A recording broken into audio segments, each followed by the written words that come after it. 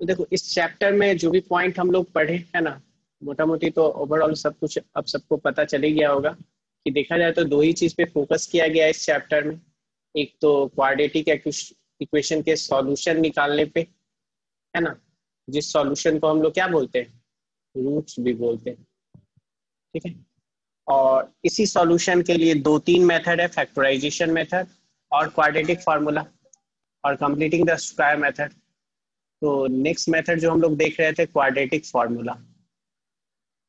ठीक है, और इस क्वाड्रेटिक फार्मूला में जो है हमारे पास डी का बहुत ही इंपॉर्टेंट रोल है ना। तो डी अगर जीरो रहता है तो रूट्स क्या होता है, सबको याद होगा, रियल एंड इक्वल। केवल हमारे लिए बहुत इंपॉर्टेंट है। और डी अगर ग्रेटर देन जीरो रहता है तो रूट्स होता है रियल एंड डिस्टिंक्ट, है ना। और डी लेस देन जीरो रहता है नो रियल रूट्स। ठीक है, डी अगर लेस देन जीरो रहेगा तो नो रियल रूट्स। बस यही है। और डी का फॉर्मूला आपको पता होना चाहिए, डी का फॉर्मूला सबको पता ही होगा, बी स्क्वायर माइनस 4ac।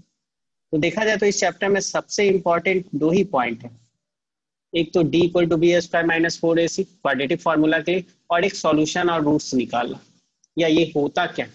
ठीक है, तो उम्मीद करते हैं ये सब कुछ पता होगा। ठीक है, तो ये दोनों पॉइंट को ध्यान में रखते हुए हम सारा चैप्टर बड़े आसानी से सॉल्व कर सकते हैं। ठीक है, तो चलिए देखते हैं। आज कुछ अलग अलग टाइप का क्वेश्चन देखेंगे, एग्जामिनेशन पॉइंट ऑफ व्यू से इंपॉर्टेंट नहीं है बट आपको जानना है तो इसलिए बता रहे हैं। पहला क्वेश्चन इंपॉर्टेंट है, पहला क्वेश्चन एग्जाम में आ सकता है बट इसके बाद वाला क्वेश्चन ज्यादातर एग्जाम में नहीं आएगा। चलिए देखते हैं। तो पहला क्वेश्चन में क्या बोल रहा है उसको सबसे पहले समझते हैं। देखो ये दोनों को मिला दिया, मतलब हम दो क्वेश्चन दो कॉन्सेप्ट बताए ना जो इंपॉर्टेंट है इस चैप्टर में, पहला रूट और दूसरा इक्वल रूट्स का कंडीशन। ये दोनों पॉइंट्स पे क्वेश्चन बहुत आता है इस चैप्टर से। इक्वल रूट्स का कंडीशन मतलब डी इक्वल टू जीरो, और रूट्स का कंडीशन मतलब उस वैल्यू को क्वाड्रेटिक इक्वेशन में पुट करेंगे तो रिजल्ट क्या आएगा, जीरो। ठीक है, जैसे देखो क्वेश्चन क्या बोल रहा है, -5 if -5 is a root of the quadratic equation this. -5 अगर इस क्वाड्रेटिक इक्वेशन का रूट है तो इसका सिंपल मतलब क्या हुआ कि अगर -5 हम x की जगह पुट करेंगे तो रिजल्ट हमको क्या मिलेगा बताओ, रिजल्ट हमको मिलेगा जीरो, है ना। तो यहां से हम p का वैल्यू निकालेंगे। और उसके बाद देखो दूसरा जो कॉन्सेप्ट है, ये इंपॉर्टेंट क्वेश्चन है। ठीक है, ये इंपॉर्टेंट क्वेश्चन बहुत ज्यादा इंपॉर्टेंट है। अब दूसरा पार्ट है कि the quadratic equation this has equal roots, find the value of k। तो सबसे पहले तो -5 को इस इक्वेशन में पुट करके हम p का वैल्यू फाइंड कर लेंगे, ठीक है। और जैसे हमको हमें p का वैल्यू मिल जाएगा, इस p के वैल्यू को इस इक्वेशन में पुट कर देंगे और ये एक क्वाड्रेटिक इक्वेशन बन जाएगा। और इसका रियल इक्वल रूट्स के लिए कंडीशन लगा देंगे और k का वैल्यू हमें मिल जाएगा। ठीक है, तो देखो कैसे बनाना है। हम लिख सकते हैं कि since -5 is a root of 2x square plus px minus 15 equal to 0। अब तो -5 अगर इसका रूट है तो जहां जहां x है वहां वहां -5 पुट करेंगे तो रिजल्ट हमें क्या मिलेगा, 2 इंटू -5 का square plus p into -5 -15 equal to 0। यानी अगर इसको सॉल्व किया जाए तो 5 इंटू 5 25 इंटू 2 ये हो जाएगा 50, और -5 इंटू p ये हो जाएगा -5p और हो जाएगा -15 दैट इक्वल टू 0। अब बताओ 15 में से 15 पर मतलब 50 में से 15 या दोनों को उस साइड ले जाके सब्ट्रैक्ट कर देते हैं, या सब्ट्रैक्ट करेंगे तो आपको पता चला ये 35 बचेगा, है ना। 50 में से 15 सब्ट्रैक्ट करेंगे तो कितना बचेगा, 35 प्लस में 35 इक्वल टू 0। तो यहां से -5p इक्वल टू आ गया -35। अब ये माइनस और ये माइनस कैंसिल और 5 से 35 कैंसिल होगा तो p इक्वल टू हो जाएगा 35 डिवाइडेड बाई 5 जिसको हम कैंसिल करेंगे तो आंसर क्या आ जाएगा 7। देखो हमें p का वैल्यू फाइंड करने नहीं बोल रहा था, लेकिन बिना p के फाइंड किए हम निकाल ही नहीं सकते, क्योंकि p का वैल्यू एक बार यहाँ पे निकल गया तो ये वाला क्वाड्रेटिक इक्वेशन में p का वैल्यू पुट कर देंगे तो नेक्स्ट क्वाड्रेटिक इक्वेशन हमें पता चल जाएगा, है ना। तो देयरफॉर जो ये इक्वेशन है, देयरफॉर हमारे पास p का वैल्यू 7 मिल गया ना, तो देयरफॉर हम क्या लिख सकते हैं कि P x square plus x plus के इक्वल टू 0 जो था वो क्या बन जाएगा, दिस इम्प्लाइज p का वैल्यू कितना है 7, तो 7 पुट कर देंगे तो 7 एक्स स्क्वायर प्लस एक्स और प्लस के इज इक्वल टू 0। यानी हमारे पास जो क्वाड्रेटिक इक्वेशन आ गया वो आ गया 7 एक्स स्क्वायर प्लस 7 एक्स और प्लस के इज इक्वल टू 0। ठीक है, और क्वेश्चन में दिया हुआ है कि इसी का रूट्स इक्वल है। अब सिंपल क्वेश्चन हो गया, है ना। दिया हुआ है सिंस ये जो इक्वेशन आया, कौन सा equation, 7 x square plus 7 x plus के इक्वल टू 0, इसी का रूट्स क्या दिया हुआ है, हैज इक्वल रूट्स। तो अगर इसका रूट्स इक्वल है तो बताओ क्या करेंगे, रूट्स इक्वल होता है तो डिस्क्रिमिनेंट का वैल्यू क्या हो, 0, डी इक्वल टू 0, और डी इक्वल टू 0 मतलब B square minus 4ac equal to 0। अब b का वैल्यू है 7, तो 7 पुट कर देंगे, 7 स्क्वायर माइनस 4 इंटू a का वैल्यू है 7 और c का वैल्यू क्या है k, दैट इक्वल टू 0। तो अब इसको सॉल्व करना है, तो ये कितना हो जाएगा, ये हो गया 49 माइनस 28 k इक्वल टू 0। तो k का वैल्यू निकालना है, तो 28 k, है ना, इक्वल टू हो जाएगा 49, हो जाएगा नहीं, ये इस साइड जाएगा तो अब बस k का वैल्यू निकालना है, तो k इक्वल टू हो जाएगा 49 डिवाइडेड बाई 28। अब ये 7 7 जा 49 और ये कितना हो जाएगा 4 7 जा 28, यानी आंसर आ जाएगा 7/4। तो ये हमारा फाइनल आंसर आ गया। तो ये दोनों कॉन्सेप्ट का मिक्सचर क्वेश्चन था। बताइए ये वाला क्वेश्चन सबको समझ में आया या नहीं आया? यस आ गया। आ गया सबको समझ में? अनम? Yes sir. ठीक है, नेहा? यस चलो ठीक है, तो कोई दिक्कत नहीं है। तो इस टाइप का क्वेश्चन आपके एग्जाम में आ सकता है ना, और बहुत ही आसान क्वेश्चन है, ठीक है, बिल्कुल ही आसान क्वेश्चन है। लेकिन अब इसके बाद जो क्वेश्चन पढ़ेंगे वो क्वेश्चन फिलहाल इस साल इस एग्जाम में नहीं आएगा, लेकिन बस कॉन्सेप्ट समझने के लिए सीख लीजिए। वैसे इसमें तो कोई दिक्कत नहीं, नेक्स्ट क्वेश्चन किया जाए। चलिए नेक्स्ट क्वेश्चन करते हैं हम लोग। नेक्स्ट क्वेश्चन है ये, ठीक है, ये भी क्वेश्चन सिंपल है, इक्वल रूट्स पे, लेकिन आने का प्रोबेबिलिटी इसका बहुत ही कम है, ठीक है। जैसे बोला ये जा रहा है कि if the quadratic equation this has equal roots, देखो अगेन इक्वल रूट्स है, तो प्रूव करना है c square equal to a square plus a square into 1 plus m square. तो इस क्वेश्चन में भी कुछ खास नहीं करना है, वही काम करना है। हमारे पास जो इक्वेशन दिया हुआ है पहले तो उसको लिख लेंगे, वी हैव, हमारे पास जो इक्वेशन दिया हुआ है उसको लिख देते हैं। हमारे पास कौन सा इक्वेशन है, 1 plus m square into x square plus 2mc, x small c है, और plus c square minus a square, और दैट इज इक्वल टू 0। अब जो काम डिफिकल्ट है वो बस ये है कि यहाँ ए बी सी ढूंढना, है ना। तो हमारे पास यहाँ पे ए का वैल्यू, ए कैपिटल ले लेते हैं क्योंकि स्मॉल ए दिया हुआ है, स्मॉल सी दिया हुआ है, तो यहाँ पे हम इसको रिप्रेजेंट करते हैं कैपिटल ए से। तो बताओ कैपिटल ए का वैल्यू यहाँ पे क्या हो जाएगा, 1 प्लस एम स्क्वायर, हाँ एक्स स्क्वायर के साथ जो है वो कैपिटल ए का वैल्यू होगा, और कैपिटल बी का वैल्यू क्या हो जाएगा 2mc जो एक्स के साथ है, एंड कैपिटल सी का वैल्यू क्या हो जाएगा small C square minus small ए स्क्वायर, ठीक है। अब यहाँ पे दिया हुआ है इक्वल रूट्स, तो हम जानते हैं, क्या जानते हैं, for equal roots D equal to क्या होता है बताइए, डी इक्वल टू होता है 0। तो डी इक्वल टू 0 मतलब बी स्क्वायर माइनस 4ac। देखो यहाँ पे कैपिटल लिख रहे हैं इक्वल टू 0। कोई हमको बता सकते हैं सर कैपिटल आप क्यों लिख रहे हैं, मतलब हम कैपिटल क्यों लिख रहे हैं यहाँ पे, बी ए सी सब कैपिटल क्यों लिखे? इक्वेशन में स्मॉल में दिया हुआ है पहले से। हाँ, इक्वेशन में पहले से स्मॉल सी और स्मॉल ए दिया हुआ है, तो कुछ तो डिफरेंशिएट करना होगा ना, इसलिए हम कैपिटल से रिप्रेजेंट किए ताकि फॉर्मूला भी हमारा चेंज ना हो, है ना। ठीक है, तो अब बताओ बी स्क्वायर जो है, बी की जगह पे क्या है 2mc, तो हो गया, वैल्यू पुट कर देंगे, तो हमको ये प्रूव करना है। ठीक है, तो बी स्क्वायर की जगह पुट कर दिए 2mc whole square minus 4 into a की जगह पे हो जाएगा 1 प्लस एम स्क्वायर, और सी की जगह पे क्या हो जाएगा, सी की जगह पे हो जाएगा c square minus a square, and that is equal to 0। अब बस सॉल्व करके इतना लाना है, सॉल्व करके इतना लाना है। अब इसी में दिमाग लगाना है कि कैसे इतना आएगा। तो कुछ दिमाग लगाने वाली बात नहीं है। सबसे पहले तो इस 4 को हटा दो, क्योंकि यहाँ भी 4 है और यहाँ भी 4 आ जाएगा ना। इसको हम जब सॉल्व करेंगे तो आ जाएगा m square c square minus 4, 1 plus m square और c square minus a square that equal to 0।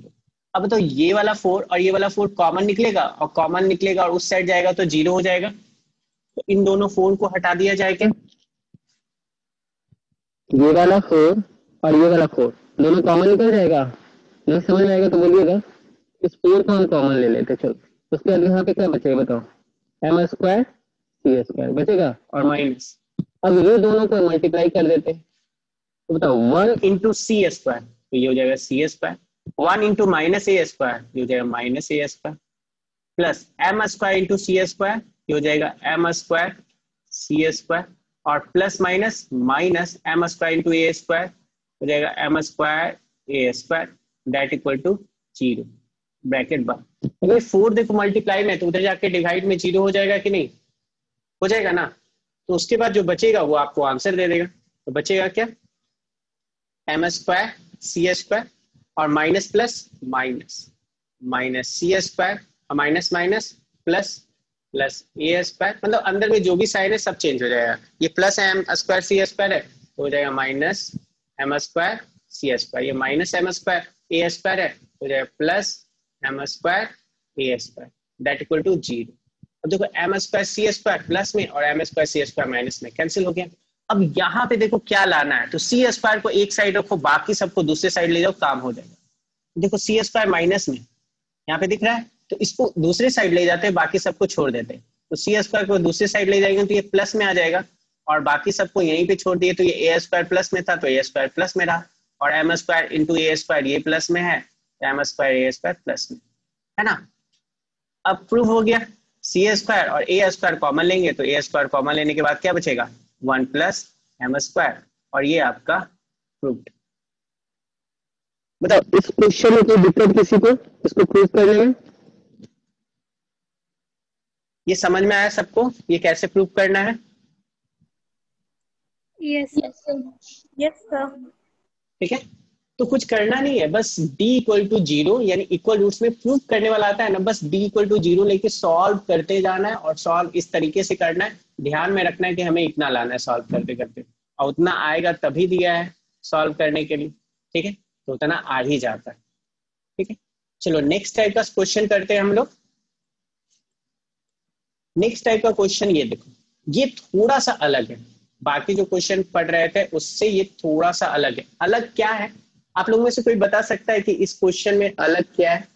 इसमें भी p का वैल्यू फाइंड करना है, और दिया हुआ है quadratic equation has real roots, d का रूट है ना। यहाँ सिर्फ बोल रहा है रियल, ये नहीं बोल रहा है रियल एंड डिस्टिंक्ट, ये नहीं बोल रहा है रियल एंड इक्वल, यहाँ क्या बोल रहा है सिर्फ रियल। तो रियल के लिए कंडीशन क्या होता है, d इक्वल टू 0 है तब भी रियल होता है, और d इज ग्रेटर देन 0 है तब भी रियल होता है ना। d इक्वल टू 0 है तो रियल एंड इक्वल, और d ग्रेटर देन 0 है तो क्या होता है, ग्रेटर देन 0 है तो रियल एंड अनइक्वल या real and distinct, real and दोनों, डिस्टिंक्ट। और दोनों को कंबाइन कर देंगे तो लिखेंगे d ग्रेटर देन और इक्वल टू 0। ये हो जाता है condition for real roots. Normally ये क्वेश्चन आपके एग्जाम में नहीं आएगा, लेकिन तब भी हम आपको बताते हैं, क्योंकि इसका सॉल्यूशन भी आप देखिएगा तो बहुत कम लोगों को समझ में आएगा। ठीक है, तो देखो क्या है, पहले तो हमारे पास जो इक्वेशन है, ऑब्वियस सी बात है इक्वेशन लिखने में तो यहाँ तक तो कोई भी दिक्कत नहीं होगा किसी को भी, इक्वल टू 0 है ना। यहाँ पे a का वैल्यू भी लिख लोगे सब, a का वैल्यू 2, b का वैल्यू p एंड c का वैल्यू क्या हो जाएगा 8। 8. अब बस यहाँ पे लिखेंगे फॉर रियल रूट्स, हर बार लिख रहे थे रियल एंड इक्वल, यहाँ पे क्या लिखेंगे फॉर रियल रूट्स। हमारे पास जो कंडीशन होता है वो होता है d ग्रेटर देन और इक्वल टू 0, ठीक है। अब d greater than equal to 0 मतलब d क्या, d मतलब बी स्क्वायर माइनस 4ac, ये क्या होगा ग्रेटर देन इक्वल टू 0। देखो बी स्क्वायर, तो बी स्क्वायर b का वैल्यू p है ना, तो ये हो गया p स्क्वायर माइनस 4ac, तो 4ac में क्या हो जाएगा 4, a का वैल्यू कितना हो गया 2 और c का वैल्यू कितना हो गया 8, ग्रेटर देन इक्वल टू 0। तो यहाँ तक तो कोई दिक्कत नहीं, पी स्क्वायर हो जाएगा और ये हो जाएगा 4 2 8, 8 into 8 64 is greater than equal to 0। अब इस इक्वेशन को कैसे सॉल्व करेंगे वो सबसे बड़ा इंपॉर्टेंट है ना।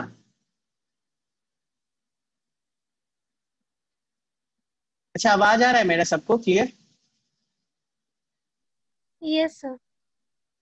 आवाज आ रहा है ना, ठीक है। जिसको नहीं आ रहा है वो रिकनेक्ट हो। चलिए देखिए, अब यहाँ पे सबसे इंपॉर्टेंट पॉइंट है कि यहाँ के बाद मैक्सिमम लोग को समझ नहीं आएगा, क्योंकि यहाँ के बाद जो काम है ना थोड़ा सा ये 11th क्लास या 12th क्लास में आपको पढ़ना होता है। इस कॉन्सेप्ट को हम लोग समझ लेते हैं कि यहाँ पे क्या कहा जा रहा है, ठीक है। तो सबसे पहले एक बात बताओ, ये पी स्क्वायर और 64 भी किसी का स्क्वायर है या नहीं है? 64 किसका स्क्वायर? Yes, sir. 8 का. 8 का स्क्वायर है, ग्रेटर देन इक्वल टू 0। तो इसको हम फैक्टराइज करेंगे तो ये हो जाएगा p प्लस 8 है ना, और p माइनस 8, ठीक है, इज ग्रेटर देन और इक्वल टू 0, ठीक है। अब आपको p का वैल्यू निकालना है, और वैसा वैल्यू निकालना है जब आंसर क्या आ जाए, जब ये दोनों प्रोडक्ट ग्रेटर देन और इक्वल टू 0। तो इसके लिए हम क्या करते हैं ये देखना, यहाँ पे p का दो वैल्यू आएगा, अगर इसको इक्वेट करेंगे तो एक आएगा -8 और एक आएगा +8। यहाँ तक तो क्लियर है। तो इसके लिए थोड़ा हम ये नंबर लाइन से आपको बताने का कोशिश करते हैं। ये मान लो नंबर लाइन, ठीक है। अब हमारे पास दो आंसर आएगा, एक आएगा -8 और दूसरा क्या आ जाएगा +8, ठीक है। अब हमको ये पता करना है कि ये वाला वैल्यू, इन दोनों का प्रोडक्ट पॉजिटिव कब होगा, पॉजिटिव कब होगा, क्योंकि जो पॉजिटिव होगा ना तो वही आंसर होगा। क्योंकि p का वैल्यू, ये जो पूरा वैल्यू है, हमें ग्रेटर देन और इक्वल टू 0 चाहिए ना, तो इक्वल टू 0 में तो आएगा एक आंसर -8 और एक आंसर आएगा 8, तो इक्वल टू 0 के लिए। लेकिन ग्रेटर देन 0 के लिए हमारे पास क्या आंसर आएगा वो निकालना चाहते हैं। तो वो निकालने के लिए हमें एक नंबर -8 से पहले कोई भी एक नंबर सोचो जो आसान हो। -8 से पहले कोई एक नंबर बता सकते हो जो आसान हो कैलकुलेट करना? -8 से पहले Sir, -4. -8 से पहले -9, -9 से पहले -10 आएगा, है ना। तो -10 ले लेते या -9 ले लेते, तो p का वैल्यू अगर हम -9 ले लेते तो देखो क्या होता है, तो p + 8 और इंटू क्या है p - 8, तो p का वैल्यू हम क्या ले रहे हैं -9 + 8, ठीक है। और यहाँ हो गया -9 -8। अच्छा यहाँ पे रिजल्ट क्या आएगा, निगेटिव आएगा, बस हमको निगेटिव देखना है। यहाँ पे रिजल्ट निगेटिव आएगा। अच्छा यहाँ पे क्या आएगा, निगेटिव निगेटिव, ये भी निगेटिव आएगा। और बताओ निगेटिव इंटू निगेटिव क्या होता है, पॉजिटिव होता है, पॉजिटिव होता है। तो पॉजिटिव होने का मतलब ये है कि इन दोनों का प्रोडक्ट पॉजिटिव होगा -8 से पहले, -8 से पहले इन दोनों का प्रोडक्ट क्या होगा, पॉजिटिव होगा। क्लियर है? अब ये पॉजिटिव आया ना तो ये ऑटोमेटिकली ये निगेटिव होगा और ये पॉजिटिव होगा, लेकिन हम चेक कर सकते हैं, -8 और 8 के बीच में कोई एक नंबर ले लो, -8 और 8 के बीच में कोई एक आसान सा नंबर ले लो। कौन सा आसान नंबर होगा, 0। तो 0 पुट किया जाए, तो अब 0 पुट करके देखते हैं क्या आता है। वैसे हमको पता है कि ये निगेटिव ही आएगा, आपको पता चल रहा है ये निगेटिव आ गया, ये पॉजिटिव होगा तो ये निगेटिव और अगेन ये पॉजिटिव, लेकिन आप पुट करके देख लीजिए तो क्या आएगा बताओ, 0 + 8 और 0 - 8, यानी ये पॉजिटिव एंड इनटू निगेटिव, तो रिजल्ट क्या आ गया, ये आ गया निगेटिव। तो ये वाला पार्ट क्या हो गया, ये वाला पार्ट हो गया निगेटिव। क्या समझ में आ रहा है? उसी तरह 8 से एक बड़ा नंबर ले लेंगे, तो कोई भी बड़ा नंबर लो, 9 ले लो, तो ये भी पॉजिटिव होगा, ये भी पॉजिटिव होगा। क्लियर दिख रहा है? तो यानी यहाँ पे रिजल्ट क्या आ जाएगा? पॉजिटिव। अब बताओ, क्या ये जो पॉजिटिव नेगेटिव और पॉजिटिव लिखे, क्या ये पार्ट सबको समझ में आ रहा है? क्योंकि ये थोड़ा सा आगे पढ़िएगा, आप लोग 11th-12th में पढ़िएगा, शायद 11th-12th में, लेकिन फिलहाल ये क्वेश्चन दिया हुआ है आपके RS बुक में, तो हो सकता है आपको लगे, तो इसलिए बोले। क्या ये कॉन्सेप्ट समझ में आया सबको? ये पता चला? सर नहीं समझ में। नहीं समझ में आया? अच्छा, ये नहीं समझ में आ रहा है कि -8 से पहले एक नंबर ले रहे हैं, तो ये जो है p+8 और p-8, इसका वैल्यू पॉजिटिव आ रहा है, और -8 और 8 के बीच का कोई नंबर ले रहे हैं, कोई भी नंबर लेंगे तो रिजल्ट निगेटिव आ रहा है, और 8 के बाद का कोई नंबर लेंगे तो रिजल्ट पॉजिटिव आएगा। मतलब कोई भी, ये p का वैल्यू ले रहे हैं, ये जो ले रहे हैं ये p का वैल्यू ले रहे हैं। वैसे उतना डिफिकल्ट तो नहीं है, बताइए। जैसे p का वैल्यू, नेहा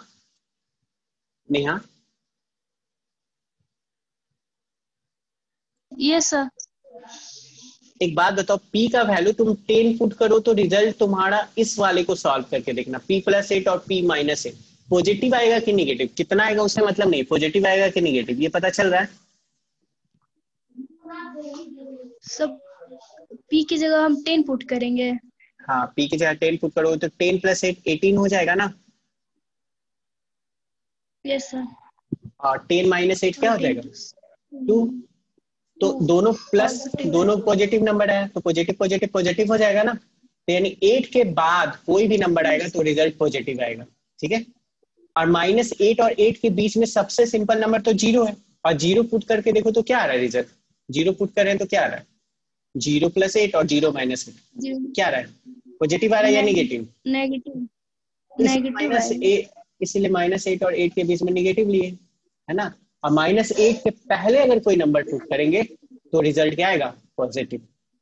तो पॉजिटिव नेगेटिव पॉजिटिव, लेकिन ग्रेटर देन और इक्वल टू 0 होने के लिए, इक्वल टू 0 होने के लिए -8 चाहिए, लेकिन ग्रेटर देन 0 होने के लिए हमें क्या चाहिए? ये पॉजिटिव होना चाहिए, नेगेटिव? बताओ। ग्रेटर देन 0 मतलब ये दोनों का प्रोडक्ट जो है, ये दोनों क्या होना चाहिए, पॉजिटिव या निगेटिव?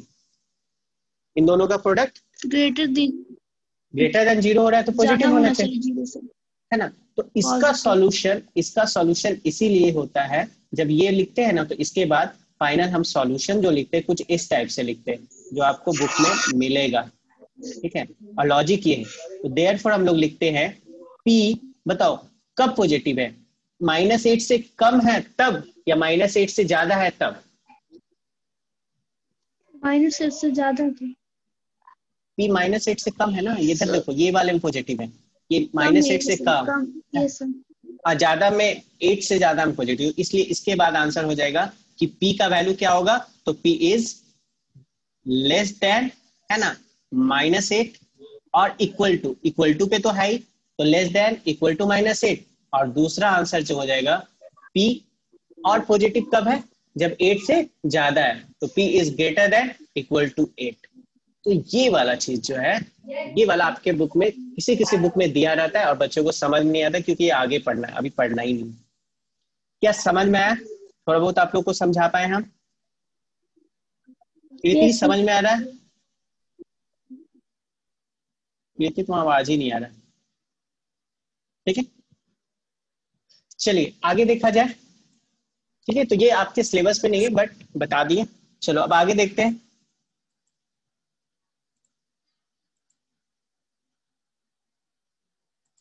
लास्ट स्टेप में कुछ है नहीं, लास्ट स्टेप में बस हम बता रहे हैं ना, जैसे ये पॉजिटिव नेगेटिव पॉजिटिव पता चल गया, तो पॉजिटिव मतलब ग्रेटर देन 0 और नेगेटिव मतलब लेस देन 0। तो p+8 और p-8 आपसे ये पूछ रहा है कि इन दोनों का प्रोडक्ट कब ग्रेटर देन इक्वल टू 0 होगा।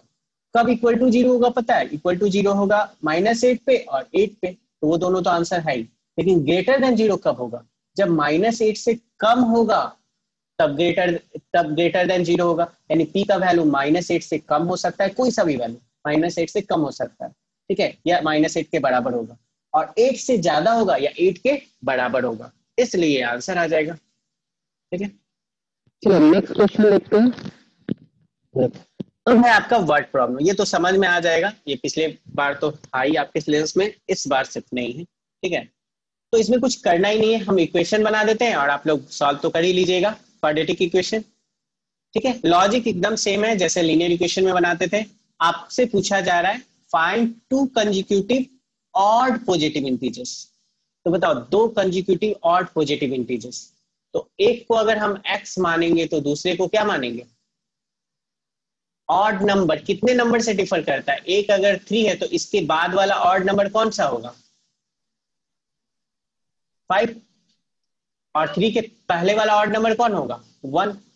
तो इसका मतलब दो ऑड नंबर के बीच का डिफरेंस कितना होता है? 2 का होता है ना। तो अगर एक ऑड पॉजिटिव इंटीजर को x मानते हैं तो दूसरा ऑड पॉजिटिव इंटीजर क्या होगा? क्या x + 2 होगा? बताइए समझ में आ रहा है या नहीं? ठीक है, अब उसके बाद हम ऑड पॉजिटिव इंटीजर्स मान लिया और हुज यहाँ पे मतलब हुज स्क्वायर, तो इन दोनों का क्या करना है? स्क्वायर, और उसके बाद क्या दिया हुआ है? सम ऑफ हुज स्क्वायर इज 290। तो यहाँ पे जो हमारा इक्वेशन बनेगा, ठीक है, डायरेक्ट इक्वेशन बना देते हैं। ठीक है, तो एक हो गया नंबर x, दूसरा नंबर है x + 2, और इन दोनों का स्क्वायर करके अगर हम ऐड करेंगे तो रिजल्ट हमको क्या मिलेगा बताइए? 290। अब बताओ क्या इस इक्वेशन को आप लोग सॉल्व कर सकते हो या नहीं कर सकते? कर सकते हैं सॉल्व? Yes sir. ठीक है, आवाज जा रहा है ना मेरा सबको कि नहीं जा रहा है?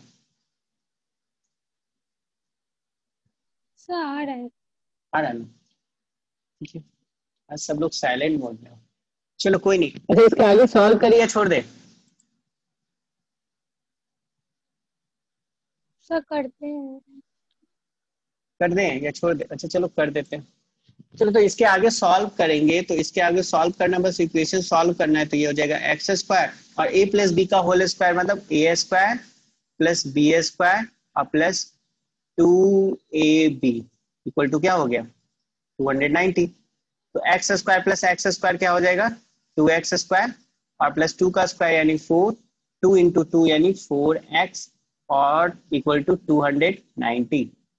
अब ये हो गया 2x², 4x को ले आएंगे बीच में और +4 और 290 को इस साइड लाएंगे तो माइनस हो जाएगा, और फाइनली हमको जो मिलेगा वो मिलेगा 2x² + 4x - 286 इक्वल टू 0। अब बताओ कि 2 कॉमन लिया जा सकता है कि नहीं तीनों में से? 2 यस कॉमन सर। है। Yes sir. अगर 2 कॉमन लिया जा सकता है तो 2 कॉमन लेंगे पहले, है ना, उसके बाद ही सॉल्व करेंगे तो क्वेश्चन ज्यादा आसान आएगा। 2 कॉमन लेने के बाद ये बचेगा x² + 2x - 143 इक्वल टू 0, और 2 उधर मल्टीप्लाई में गया तो 0 हो गया, यानी हो गया x² + 2x - 143 इक्वल टू 0। तो मतलब करना क्या है? 143 को ऐसे ब्रेक करना है, 143 को ऐसे ब्रेक करना है कि माइनस करने पे 2 आ जाए। कोई बता सकते हो कैसे ब्रेक करेंगे? गुड आयुष, कोई और बता सकते हो कि 143 को कैसे ब्रेक करे कि सब्ट्रैक्ट करने पे 2 आ जाए?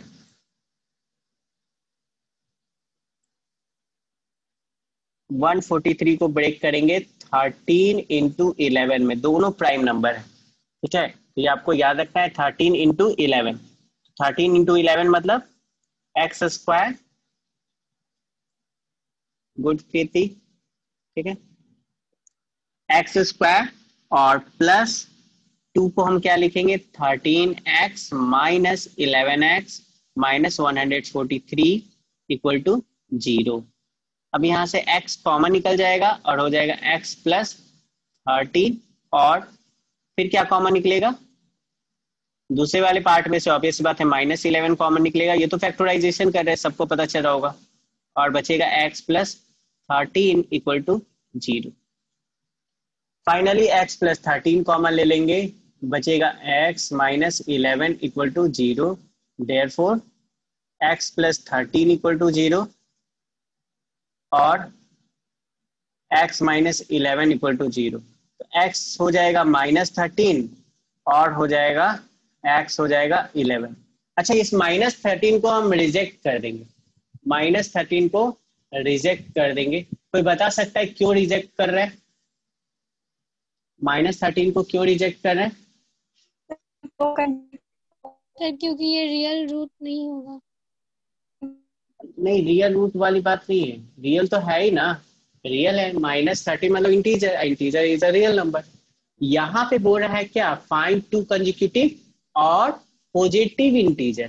कैसा इंटीजर फाइंड करने बोल रहा है, पॉजिटिव। तो ये तो निगेटिव है, इसलिए इसको हम क्या करेंगे, रिजेक्ट कर देंगे। और हमारे पास जो आंसर आएगा, एक तो 11 आ जाएगा और दूसरा 11 + 2 यानी 13। तो therefore the required numbers are,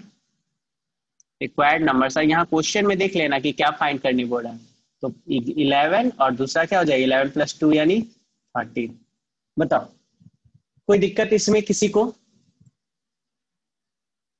इसको क्वाड्रेटिक फार्मूला से भी बना सकते थे, हाँ अगर नहीं बने तो क्वाड्रेटिक फार्मूला से भी बना सकते हैं, उसमें कोई दिक्कत नहीं है।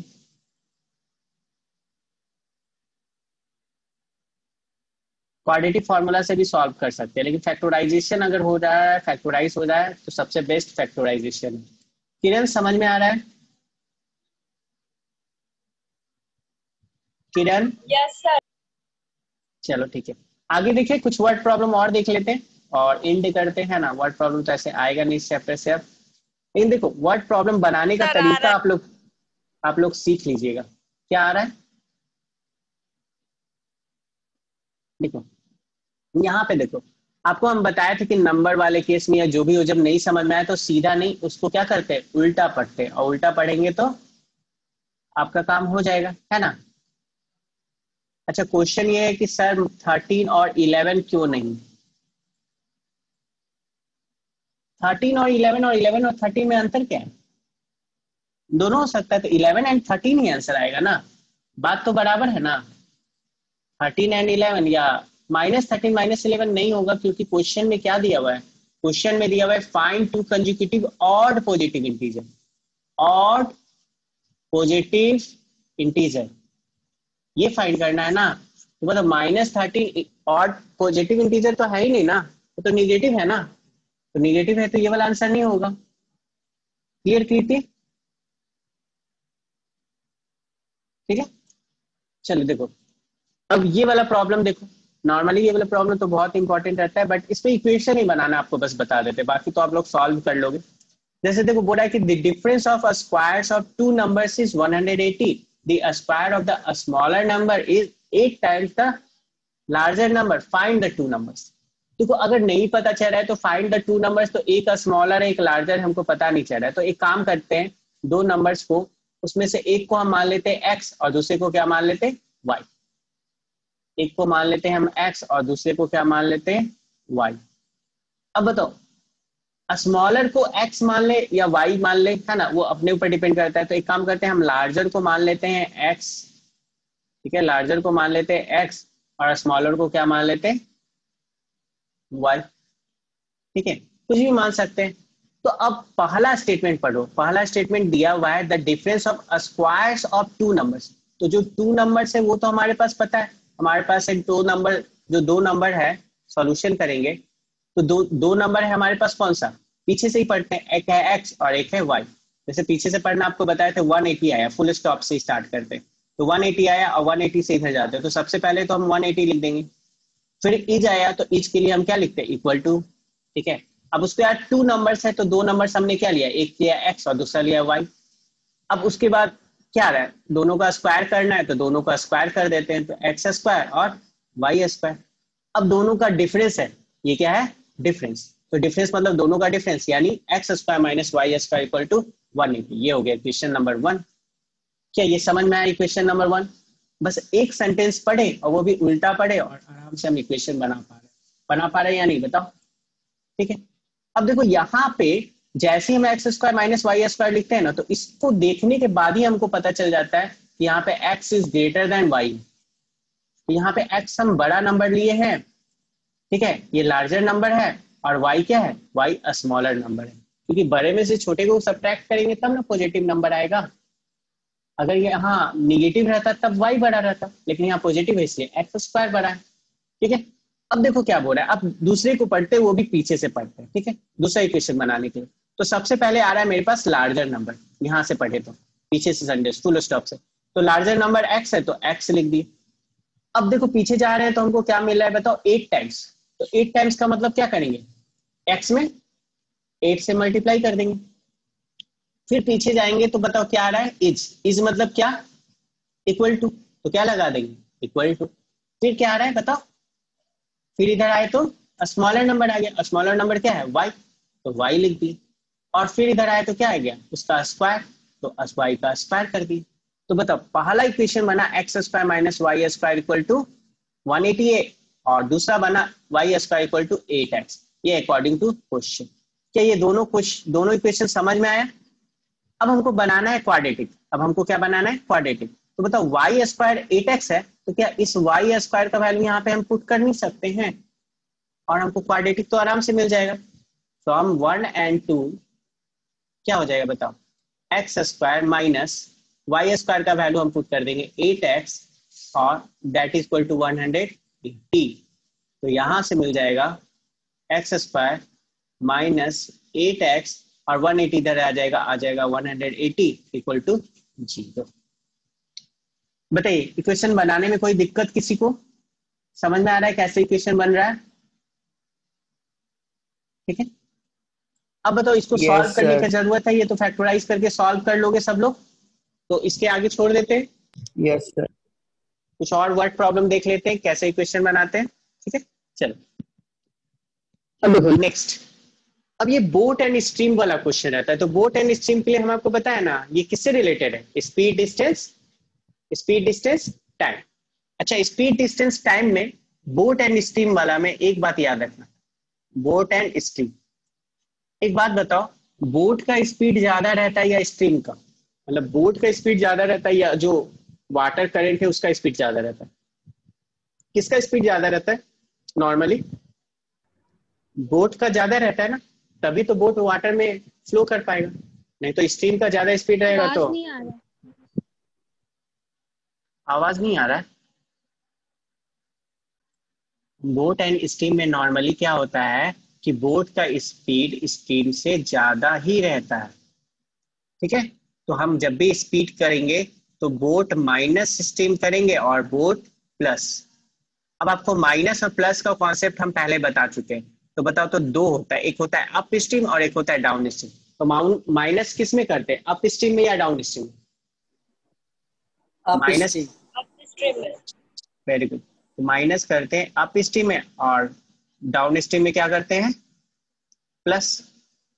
बस इतना ही कॉन्सेप्ट याद रखना। और क्वेश्चन देखो कितने आसानी से बन रहा है, आसानी से बन रहा है मतलब आपको, आपके पास यहाँ पे क्या दिया हुआ है क्वेश्चन में दिया हुआ है कि बोट हुज स्पीड, बोट का स्पीड दिया हुआ है ना, in still water takes 1 hour more to go 24 kilometre upstream then to return downstream to the same spot, find the speed of the stream.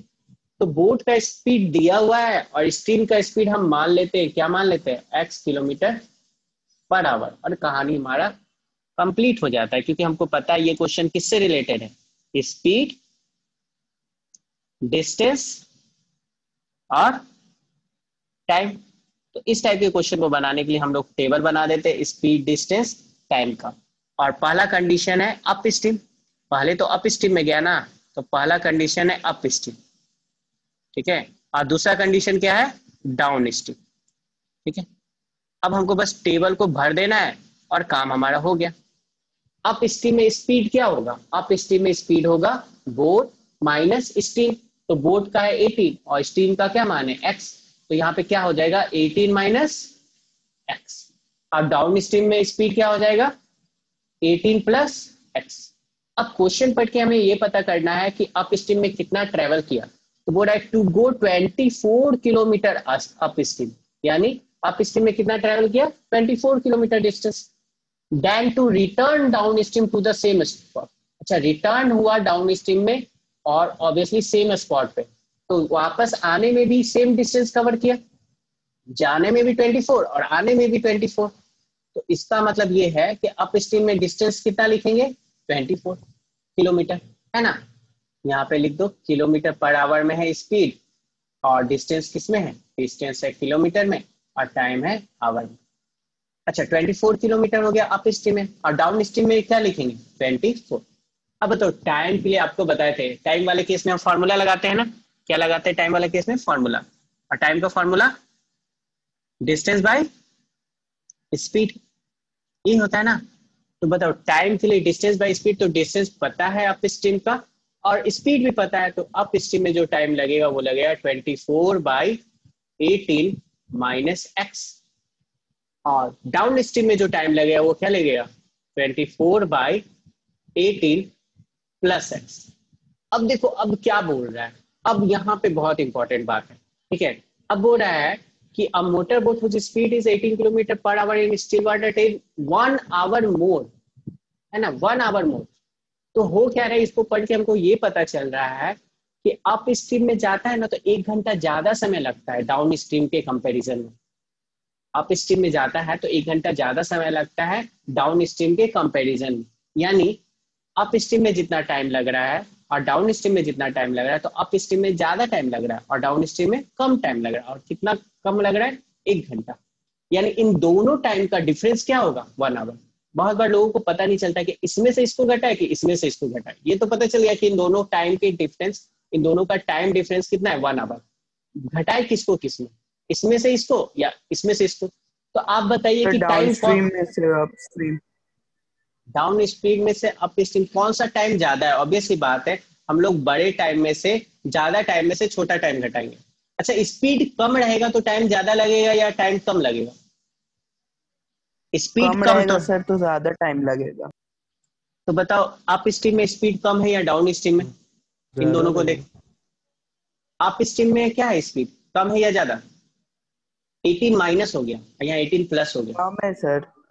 तो कम speed है तो time ज्यादा, तो ये वाला ज्यादा है, और ये क्या है ज्यादा स्पीड है ना। अप स्ट्रीम में स्पीड कम तो टाइम ज्यादा, और स्पीड ज्यादा तो टाइम कम। और हम करते क्या है 1 आवर का डिफरेंस है तो ज्यादा में से कम को घटाएंगे ना, तो अकॉर्डिंग टू क्वेश्चन हम लिखेंगे ना 24/18 minus x minus 24/18 plus x and that is equal to 1।